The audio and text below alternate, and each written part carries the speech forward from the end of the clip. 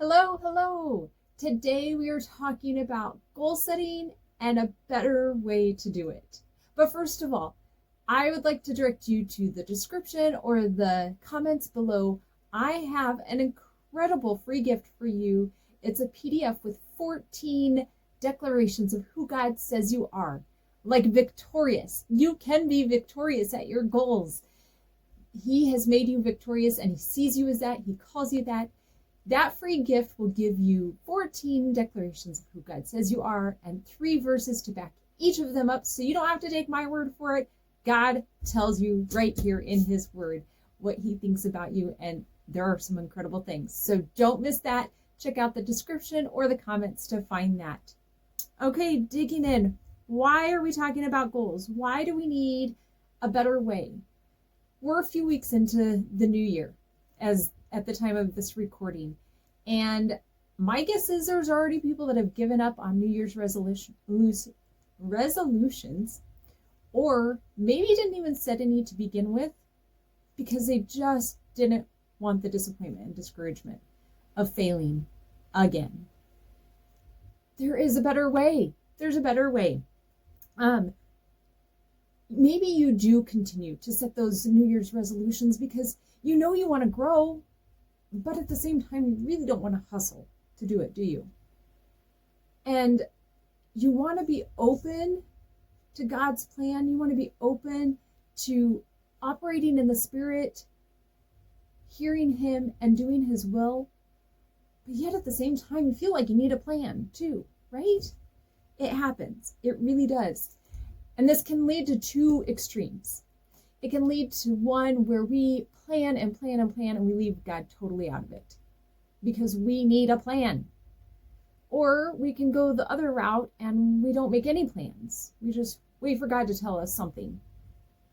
But the truth is, God often is waiting for our action to come because faith is action. And so sometimes we need that plan. We need to bring him in and we need to make a plan with him. We're going to be talking specifically about the book, The 12-Week Year, and how this has helped me. It really has helped me to make a plan, but it does not bring God into it, but I have brought God into it. And I'm going to kind of give you a glimpse of how I've done that and how that has helped me to actually focus and follow through and develop some habits that I didn't necessarily have good habits of before, but I am getting better and better at those. And it's because of this 12-week year book and the things that I learned from it and bringing God into that planning as well.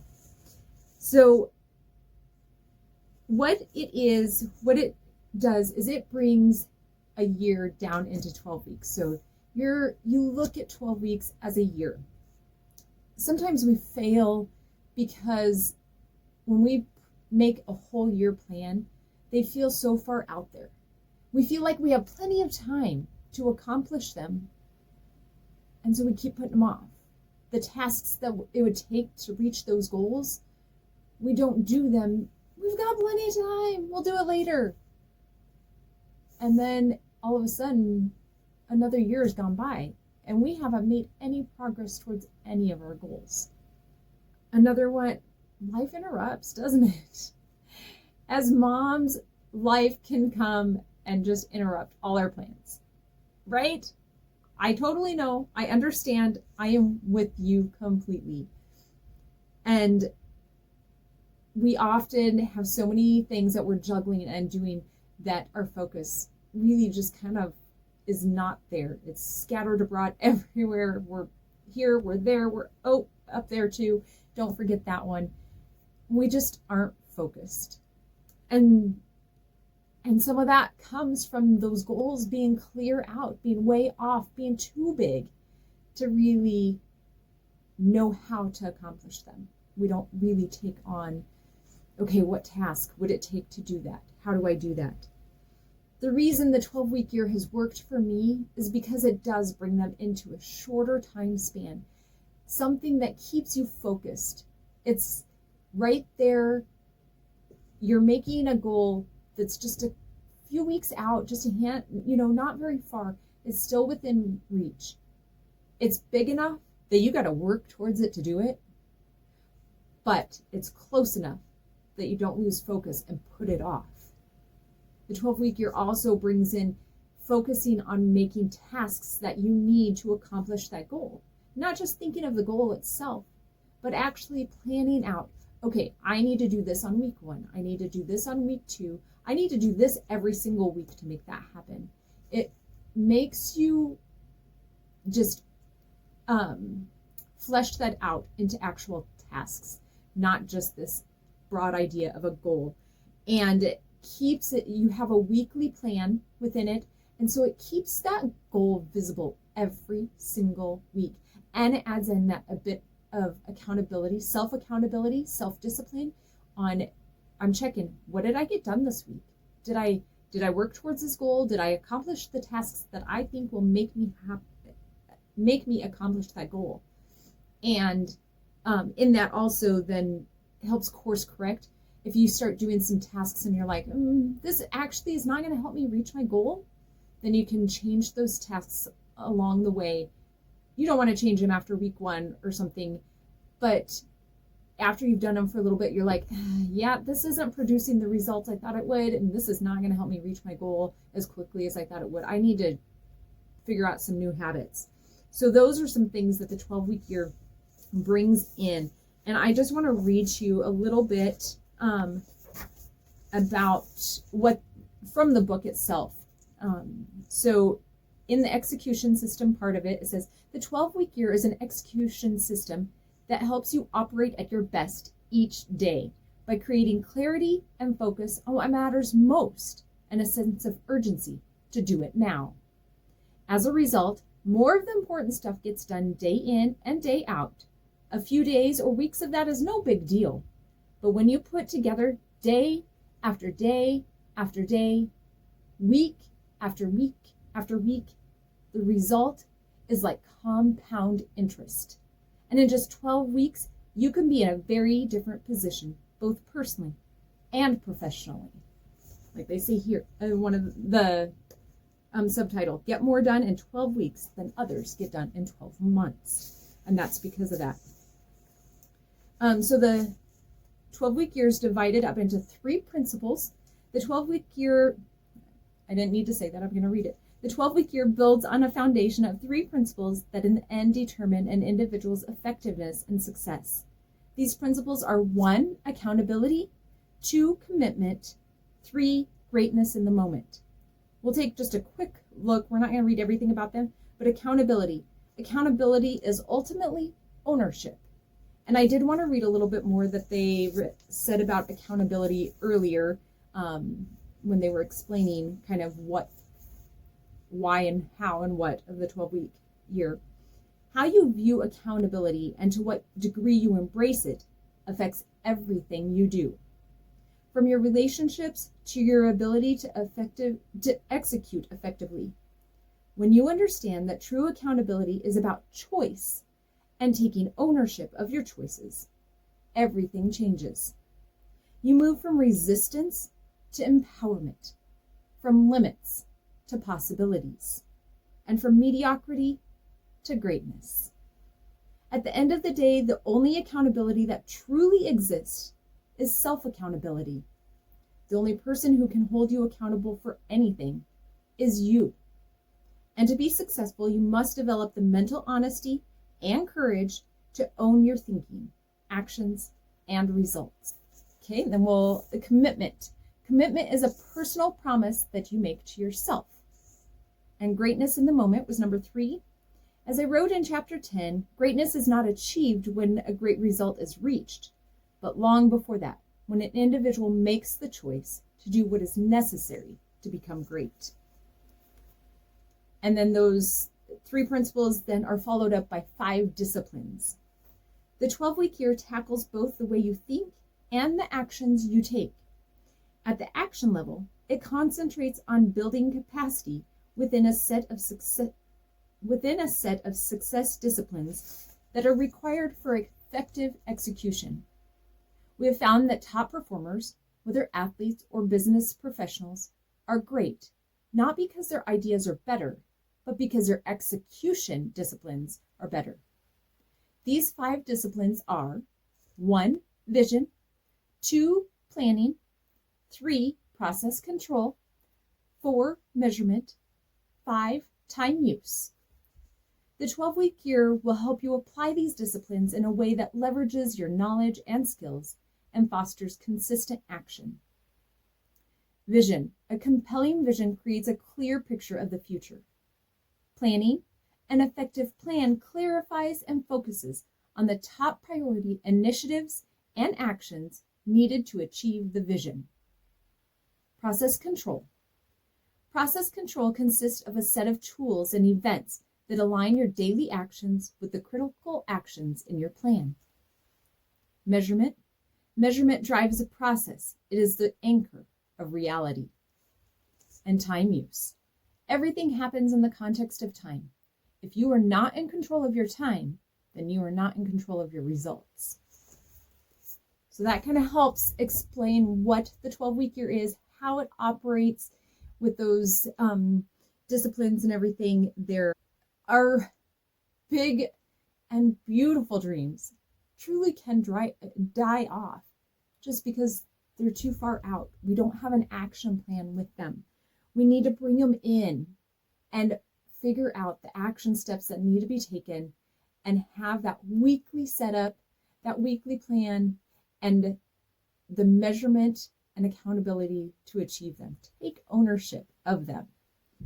Discipline, I put the accountability, the self-accountability, and the ownership with discipline. It takes discipline to be self-accountable. And God talks about discipline in his word several times. We're going to take just a quick look at a couple of them.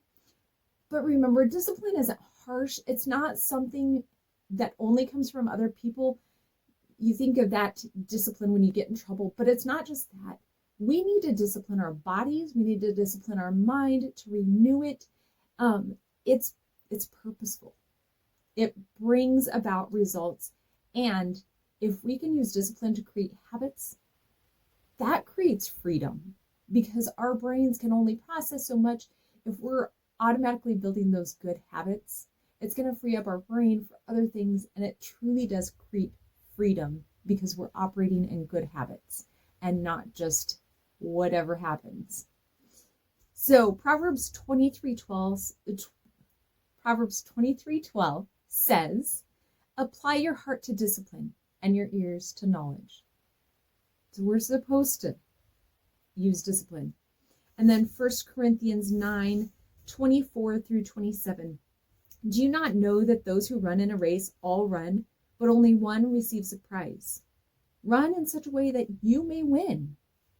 Everyone who competes in the games exercises self-control in all things. Then they do it to receive a perishable wreath, but we an imperishable. Therefore, I run in such a way as not without aim. I box in such a way as not beating the air. But I discipline my body and make it my slave, so that after I have preached to others, I myself will not be disqualified.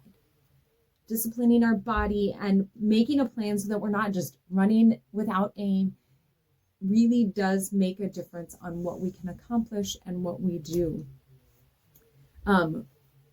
Just a few habits that I have been working on building. Honestly, I've been doing the 12-week year system for several years now, off and on, but more consistently the last couple of years. And especially right now, some of the ones that I'm working through is building a habit of walking, getting in a certain amount of steps every day, and spending time in the Word, studying God's Word, and just building that relationship with Him, not just spending the time reading it, but just spending the time with Him going, God, what do you want me to learn from this? How does this apply? What is something that you want me to take away from this? Because it really is about relationship. It's not just about spending the time there. It's about the relationship that you build by getting to know Him and spending the time with Him as well. Taking my vitamins, building that healthy body through the steps and the taking vitamins. I've cut out the majority of added sugar as well. Those are all things that I've done because of this. And then business-wise, the 12-week year and having that self-accountability is really the reason why I keep showing up here. It's what got me to launch my YouTube channel, my emails. It's what keeps me getting the content out there, getting these videos for you, because I've said, this is what I'm going to do. And I've taken ownership of that. And God just continues to give me things that he wants me to share with you. And I praise him for that. But having a plan really has helped me do that. And it's getting ready. I'm also getting ready to launch a new community for women. And again, the action steps to do that have all been part of my 12-week year plan to make that happen. So it's really building a system. Instead of relying on a motivation all the time, it's building a system to help you to accomplish those things by using those disciplines and everything that we talked about. So how I do mine and how I bring God into it. So when I'm getting ready to start a new 12-week year, I spend some time, if I had some thoughts towards the end, like I'm in week 11 right now of my 12-week year, and I have some ideas of what I want to do the next time. So as I'm getting ready to plan that, I take those ideas, I write them down, and then I go to God. I'm like, okay, God, which of these are ones that I need to actually keep and put as part of my plan? And which ones do I need to take out? And then I also will spend time just saying, okay, God, Holy Spirit, speak to me now. What are some things that you want me to work on? What are some goals that you want me to set? Or if I have an idea of something that he wants me to work on, but I don't have a clear goal, then I'll say, okay, I know you want me to work on this, but what is a goal for it? What would you actually like me to work towards in that? And so I just really, before I actually set out the plan, I spend that time in prayer with God, because I want my plan to be his. We're going to look at a few verses on this right now, and on why, on doing that. We'll just jump there now. Proverbs 16 is a great chapter for this. We'll read verses 1-3 and verse 9. The plans of the heart belong to man, but the answer of the tongue is from the Lord. All the ways of a man are clean in his own sight, but the Lord weighs the motives. Commit your works to the Lord, and your plans will be established. The mind of man plans his way, but the Lord directs his steps. It's not wrong to plan. It's not wrong to get an idea of what to do. But remember, God is always in charge. Thus, the reason it is so important to pray first before making that plan. But also, going back to the very beginning, still being open-handed, still being free to be led by the Spirit. If there's something that needs to be changed partway through because Holy Spirit told you to do something else, then do it. It isn't about being rigid with a plan, but more having that intentionality, being focused on what God has called you to, because he's calling all of us to good works, but each of us are designed for different ones. And so it helps you focus on what God has called you to, and just keeping that focus on that, but always being open to him directing your path a different direction if need be. So don't, any kinds of plans or goals that you make, please, please, please, don't hold on to them so tight that you refuse to be led by Holy Spirit and to change direction if needed. It's not a good way to operate, I promise. It won't help. And then Proverbs 21:5 says, the plans of the diligent lead surely to advantage, but everyone who is hasty comes surely to poverty. So making those plans, not just say, okay, got to do something right now. You're not going to accomplish things well right now. And so just making a plan and being diligent, just continuing on day after day, building those habits, getting that discipline in, that is going to help lead you to advantage. We're not taking God out of the equation by making a plan. That is not our purpose at all. That's not what I'm saying to do here at all. My feeling on it is that we are asking him to establish our steps to ensure that we're carrying out those good works that he has planned for our lives, and to just help us to see them, help us to see the action steps that it actually takes to carry that out, so that we can carry out the purpose he has on our lives, and that we can be the light that he has called us to be in this dark world. Okay, so more on diving deeper into the working it out and planning. You don't want to overload yourself. You don't want to do too many. Less is more. We'll actually read just a tiny bit more out of here. Just one short paragraph. Now it's time to write your first 12-week plan. The plan is the roadmap needed to reach your 12-week goals. The best plans are focused on one or two things that you want to make progress on in the next 12 weeks. The fewer goals and weekly actions there are, the easier the plan will be to execute. So you just want to pick a few. You're going to see a little bit of my plan in just a minute. You'll see that I do more than a couple, but just choosing a few that really are important to you, that God really did highlight to you, and as few action steps as you can possibly have to make you accomplish that goal. So when you're looking at a goal and you're looking at the action steps, you can write out a whole bunch of action steps, tasks, whatever you want to call it, that will help you to reach that goal. But then you want to go through and you want to look at those and you want to choose 2 or 3 that are going to make the biggest difference, that are going to produce the most success towards that goal. And those are the ones that you want to really focus on. So less is more. So I do like 1 or 2 goals across a couple categories. So this year, this 12-week year, I had one goal of a healthy body, mind, and spirit, and that really was just a habit building one.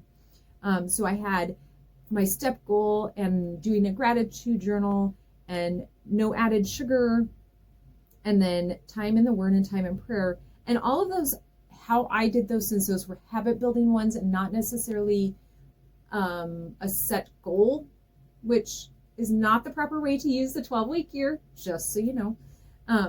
So you can do better.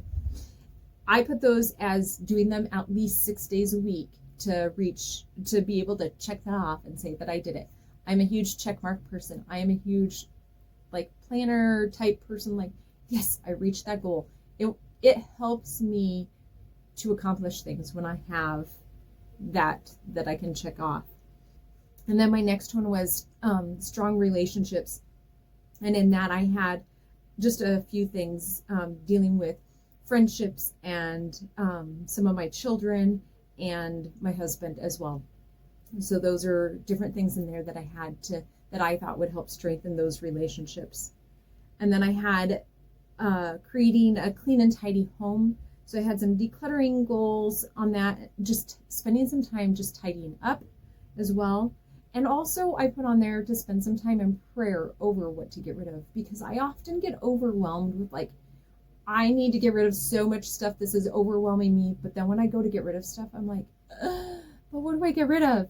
So that was part of my action steps, was to spend time in prayer over what to get rid of as well, because I knew that God could help me see those things and to have the right attitude of getting rid of things as well. And as you'll see on my week 1 plan, I'm not going to show it real well, but you'll see a couple crossed out things. I did discover that those really were not going to be those big things that I really wanted to focus on to accomplish the goal. They were helpful, but they weren't those big things that really needed to focus on. So I decided, nope, that's not helpful to have those extra tasks on there. And then I had two then for business goals. I had launching my community and then the tasks that go with that. And again, on that, I had a prayer. Prayer is part of that for sure. What to include, how to promote that, and different things.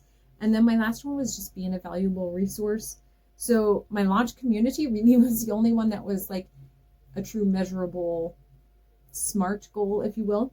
The valuable resource was just being consistent in my emails and my videos, both for here, and then we also have a vacation rental home as well. So being a valuable resource to the people on that email list as well. So those are just some of the things that I did this time. Like I said, I am on week 11 right now, so I'm coming up on resetting. And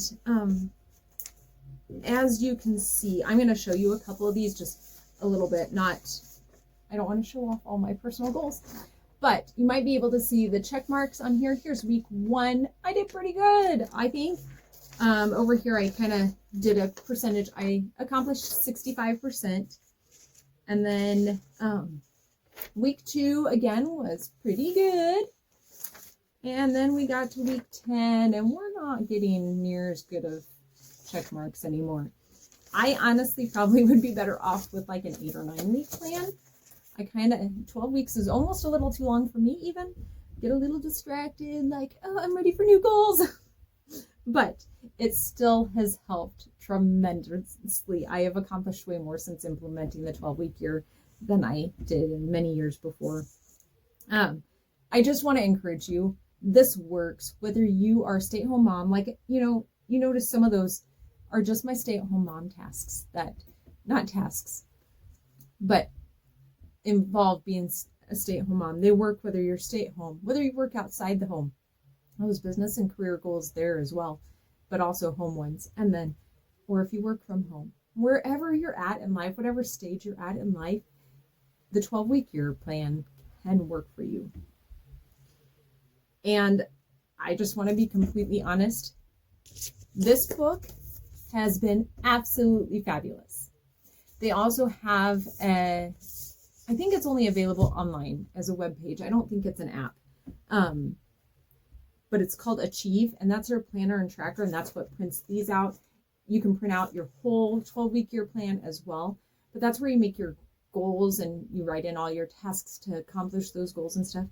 And I'm not sure on the pricing of that. It's not super cheap, but that has been a fabulous resource for me as well. Each week it keeps track of the percentage that you've done, because they say that if you accomplish, I think it's like 80% of your tasks each week, then chances are you're going to hit your goal. Both of those resources have been fantastic. I have greatly benefited from the book and the Achieve website as well. Some of their other offerings that I've done from the authors have not been quite as helpful or worth my money. I've spent quite a bit of money. I did just a few hour webinar with them. I don't remember what it was called or anything. And then there was a 12-week group that you could participate in, and that was pricey. And then they have a weekly, their WAM meeting, a weekly accountability meeting. And those things I really just did not find were worth their weight in price and time and stuff. And so just want to put that out there that I am totally behind the book. Totally love their tracking system, planning and tracking system. But to me, the rest of the resources just were not as valuable. But I just wanted to let you know that, so that you don't just go think that I thought everything is fabulous and you should do all the things, because I did all the things. And those are the 2 things that I found the most valuable. Okay, as we wrap up here, I just want to encourage you. No matter what you do for goals, pray first. You keep God at the center of all of it. He establishes your steps. He directs your paths. You need to be in communication. You need to be in relationship and communication with God first. That is the only way to do life, period. But definitely the only way to do goal planning, for sure. Start small. Do like the book says, just choose a couple and plan the action steps. I also have the audiobook of that book. I've listened to it as well. So that is helpful in case you're more of a audible learner instead of reading a book. I do suggest getting the book and reading through it so you can get the step-by-steps on how to do that. And just remember, this is not to put more on your plate. That's not what I'm suggesting either. I don't want you to feel frantic and feel like you have to do all the things. God has not called you to do all the things. He has called you to a few things. And he wants you to do them well. And this is just one way to help carry out that and be faithful in what he has called you to. So don't look at this as, I'm telling you to add more to your plate, do more, do more, do more. Not at all. I am not telling you to do more. I just want you to be intentional and faithful what God is putting on your heart to do. That's all. As I mentioned before, this way of planning is what is helping me get my new community for Christian women launched, which will be launching very, very soon. If you're not watching this right away, it may already be launched. It is called Simply Gathered, and it's just a place for women to be in community with one another. We are called to be in relationship. That's what we were created for, not even called to, but created for. We were created for relationship, first with God and second with other people. And this is just one of those places where you can do both. There will be so much just ways to grow your faith, ways to grow your relationship with God, but then it will also be a place of community for women to just gather and to share their wisdom with one another and to grow through each other. I'm not just going to be a teacher there. That's not how this is going to work. It's not that. It is a place for you to come share your wisdom, a place for you to gather wisdom from the other women that are there.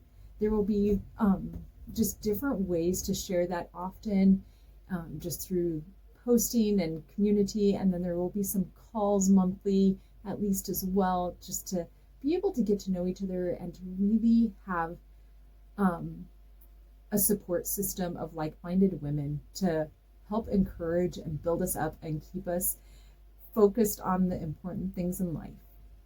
So if you would like to be the first ones to know about that, join my email list. You can grab that PDF I mentioned at the beginning of the video about getting your 14 declarations of who God says you are and the verses to back those up. And that will get you onto my email list. And my email list is going to be the very first people to find out when that community is open. They will get the best deal on it as well. They will get that opening deal for that. And it will be launching at the time of this recording. It will be just a few short weeks before that is launched. I cannot wait. I'm so excited for it. And I can't wait to just gather with other like-minded women. So grab that free PDF and get on the email list so you can be the first one to find out about that as well.